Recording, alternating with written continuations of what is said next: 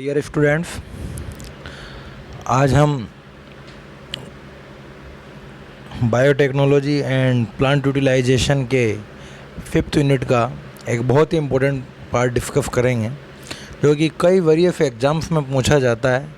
Almost सभी exam में इससे संबंधित कोई ना कोई क्वेश्चन ज़रूर आते हैं। इसे इकोनॉमिक बॉटनी के नाम से जाना जाता है, आर्थिक वनस्पति विज्ञान के नाम से। आर्थिक वनस्पति विज्ञान में हम आज जो डिस्कस करेंगे वो है औषधीय महत्व के पादप। औषधीय महत्व इन द सेंस वे प्लांट जिनमें कुछ मेडिसिनल प्रॉपर्टीज पाई जाती हो, या हम कहें वे पादप जो कोई भी रुग्ण अवस्था या बीमारी में मानव हित में हितार्थ हों, वे पादप औषधीय पादप कहलाते हैं। अगर जनरली हम देखें तो मैक्सिमम जो प्लांट्स हैं उनमें कोई ना कोई मेडिसिनल वैल्यूज ज़रूर होती है। फिर भी कुछ specific types of medicinal plants के बारे में हम यहाँ पर स्टडी करेंगे। मोस्टली वे प्लांट्स जिनमें कुछ स्पेसिफिक एल्केलॉइड्स पाए जाते हैं, और वो प्लांट जो with special reference to Rajasthan, अगर हम देखें कि राजस्थान में जो मुख्यतः हर क्षेत्र में पाए जाते हों, तो उन पादपों के हम औषधीय महत्व के बारे में देखेंगे। इसमें जो सबसे पहला और इम्पोर्टेंट जो प्लांट है वो है एफिड्रा। स्टूडेंट्स, मैं आपको बताना चाहूँगा, एफिड्रा राजस्थान के जो रेतीले क्षेत्र हैं वहाँ पर बहुतायत में पाया जाता है। यानी ये पादप राजस्थान की विशेषता आप मानिए। एफिड्रा दिखने में यदि हम बात करें तो बहुत कुछ इक्विफिटम के जैसा लगता है। आप में से कई लोगों ने इक्विफिटम भी आज तक नहीं देखा होगा, बट ये इक्विफिटम की भांति यहाँ पर ये एफिड्रा प्लांट लगता है। एफिड्रा प्लांट्स की यदि हम बॉटनिकल नेम और कॉमन नेम के बारे में जानें तो इसे फॉर्म या खंडा कहते हैं।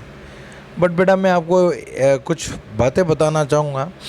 हम किसी भी इकोनॉमिक बॉटनी की जब बात करते हैं तो हमें कुछ विशिष्ट लक्षणों के बारे में जानकारी होनी चाहिए।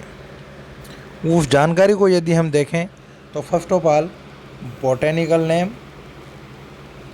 Then common name, then family, plant part used, उपयोगी भाग यानी और उसका ओरिजिन, कहाँ से उसका उद्भव हुआ, और यूजेस।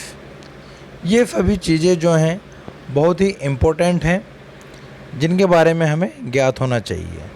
तो हम यहाँ पर एफिड्रा की बात कर रहे हैं। एफिड्रा जो कि एफिड्रेसी फैमिली से बिलोंग करता है। कई बार क्वेश्चन ये भी आता है कि जिम्नोस्पर्म में पाए जाने वाले किसी एक औषधीय महत्व के पादप का बारे में वर्णन कीजिए। तो एफिड्रा जो है जिम्नोस्पर्म के अंतर्गत आता है। और यदि हम इसकी बात करें बॉटेनिकल नेम की तो उसका नाम है एफिड्रा, और कॉमन नेम फॉर्म या खंडा। फैमिली यदि हम देखें एफिड्रेसी, और यदि प्लांट पार्ट यूज्ड की बात करें तो इसकी स्टेम और रूट्स दोनों ही यूज में ली जाती हैं। यदि हम इसके नेटिव की बात करें तो भारत में एफिड्रा राजस्थान, कश्मीर, तिब्बत, सिक्किम आदि में पाया जाता है। एफिड्रा की लगभग 5 जातियां यहाँ पाई जाती हैं। एक जो बहुत ही महत्वपूर्ण है एफिड्रा एफिड्रीन।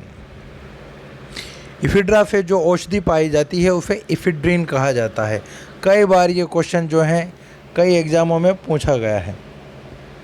तो मॉर्फोलॉजी की यदि हम बात करें तो अभी मैंने आपको बताया ये एक बहुवर्षीय शाख है, जो कि लगभग जो है आपका जो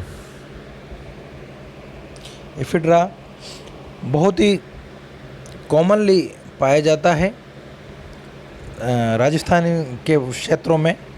झाड़ीनुमा होता है, स्तंभ इसका जो है थोड़ा कठोर होता है। साथ ही पत्तियां जो हैं छोटी, शल्की व अवरंथ युक्त होती हैं, यानी कि जिस तरह से कैपेरिस में लीव्स पाई जाती है उसी तरह की इसमें पत्तियां पाई जाती है। इसका तना कठोर, रंध्रयुक्त होता है एवं प्रकाश संश्लेषण का कार्य करता है, क्योंकि इसमें क्लोरोप्लास्ट प्रेजेंट होता है। नेक्स्ट यदि हम यहाँ पर बात करें इसके केमिकल कंपोजिशन की, तो मैंने आपको कहा एफिड्रा में इफिड्रिन नाम की औषधि, और यह हम कहें से एल्केलॉइड। एक बात मैं आपको यहीं बताना चाहूँगा, जहाँ कहीं भी एल्केलॉइड्स की बात आती है तो जो प्लांट नेम होता है उसका बॉटेनिकल नेम या वर्नेकुलर नेम, सामान्य नाम, या उसका बॉटेनिकल नेम, वनस्पतिक नाम, दोनों में आपको कुछ विशिष्ट सफिक्स लगा देने हैं जिन्हें हम प्रत्यय के रूप में जानते हैं। तो वो प्रत्यय आपके किस प्रकार के होंगे, सफिक्स किस प्रकार के होंगे। जैसे मैं आपके कहूँ एफिड्रा, तो इन, एफिड्रीन, इफिड्रीनीन, यानी इन, नीन, डाइन, डीन, इस तरह के ये 4 जो सफिक्स हैं ये मोस्टली आपको हर एक नाम के पीछे लगा दीजिए आप, ये आपके बन जाएंगे विशिष्ट एल्केलॉइड। जैसे राउल्फिया फर्पेंटाइना, राउल्फेनीन, राउल्फेनिनीन, फर्पेंटेनीन, फर्पेंटिडीन, ओके, ये बन गए आपके एल्केलॉइड्स। तो ये टेक्निक्स जो हैं आपको यूज में लेनी है। तो एफिड्रा की हम बात कर रहे हैं। एफिड्रा में मुख्यतः विशेष रूप से जो औषधि पाई जाती है वो है इफिड्रिन नामक एल्केलॉइड प्राप्त किया जाता है। ये एफिड्रिन जो है एड्रेनलिन से समानता रखता है। एड्रेनलिन से समानता रखने का सीधा सा अर्थ है यानी उत्तेजकता को ये बढ़ाता है। नेक्स्ट हम यहाँ बात करें, एफिड्रिन का उपयोग हाइड्रोक्लोराइड सैफ्रॉल के रूप में दिया जाता है। हाइड्रोक्लोराइड सैफ्रॉल के रूप में दिया जाता है। नेक्स्ट यदि हम इसके यूजेस की बात करें तो यूजेस बहुत ही इंपॉर्टेंट है जो कई बार पूछे जाते हैं एग्जाम्स में। ये है फीवर एवं खांसी के उपचार में प्रयुक्त होता है। दमा, है फीवर यदि आपको मालूम हो तो ये होता है पार्थेनियम से।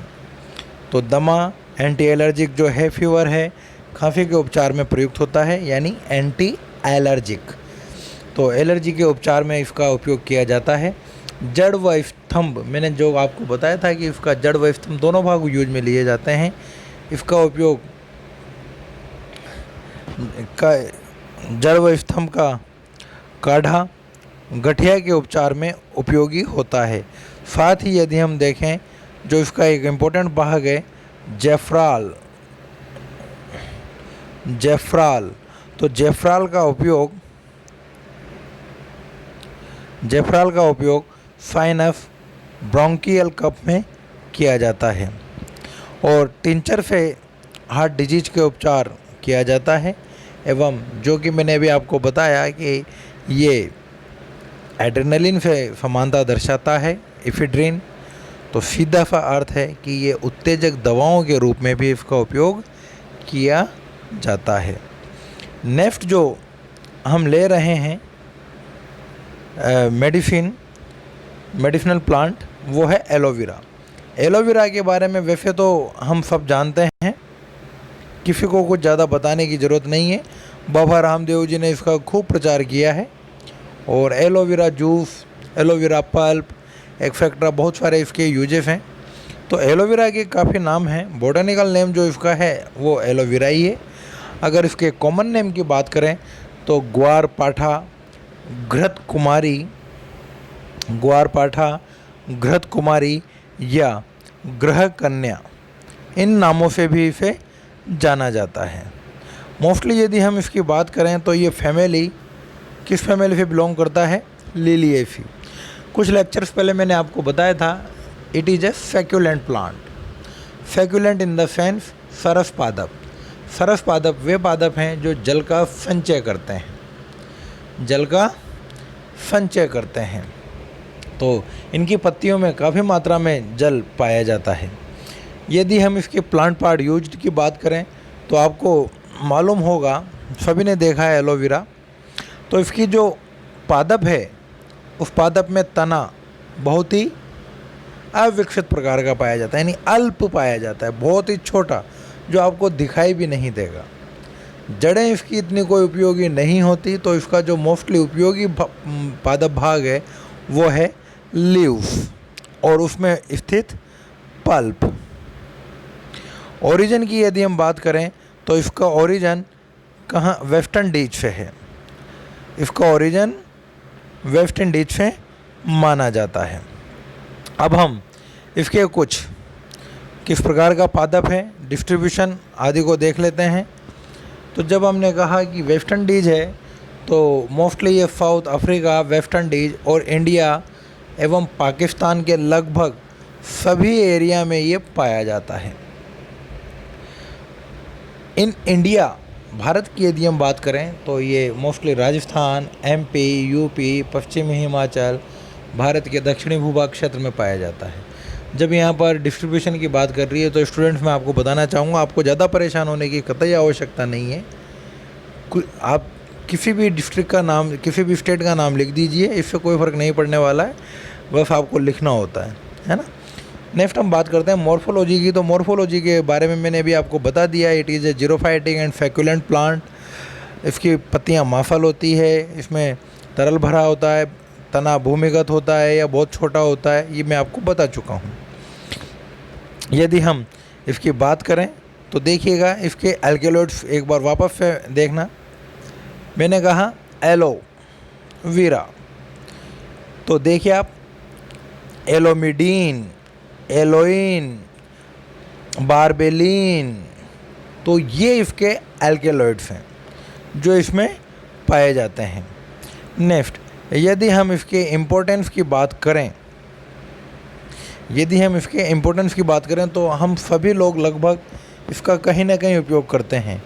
ग्वारपाठा जो है, वैसे तो अगर हम देखें तो जो बर्न इंजरी जो होती है, जहाँ जल जाता है कहीं, तो वहाँ पर इसके पल्प को लगाने से बहुत शीतलता मिलती है।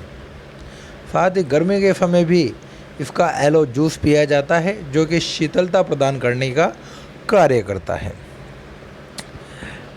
नेक्स्ट, इसकी जो पल्प है उस पल्प में एंटी एजिंग एजेंट भी पाए जाते हैं।